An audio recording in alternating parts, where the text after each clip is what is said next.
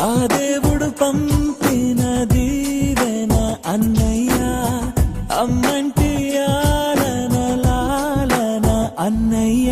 నాకంటే ముందుగా పుట్టిన